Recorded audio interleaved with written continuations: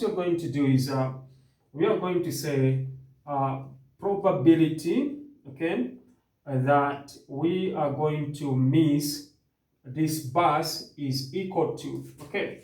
So there is always that we are going to miss this bus is 1, okay, the total probability, 1 minus 1 minus probability. So 1 minus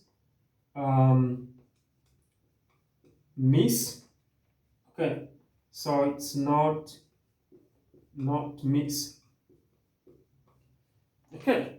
So basically that is the idea. So the probability that we are going to miss a bus is equal to 1, which is assumed to be the total probability minus the probability that this learner is not going to miss a bus. So what this means is that we understand that the probability that you're not going to miss a bus is 1 over 8. So this is just going to be 1 minus 1 over 8. Now, when you look at this part, it is a fraction, and this is, let's say, a whole number. So what do?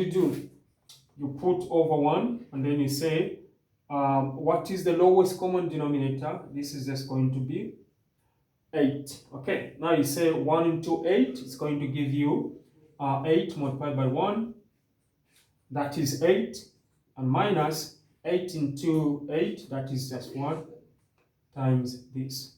Okay, so it's going to be now 8 minus 1, this will just be 7 over 8. So that is simply now the probability that we can miss the bus.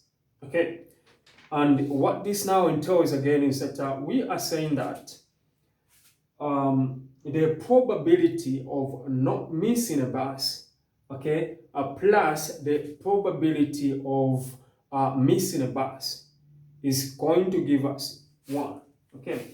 And this is normally when we say 1 over 8 plus 7 over 8, okay. When you now add these two fractions, what are you going to get?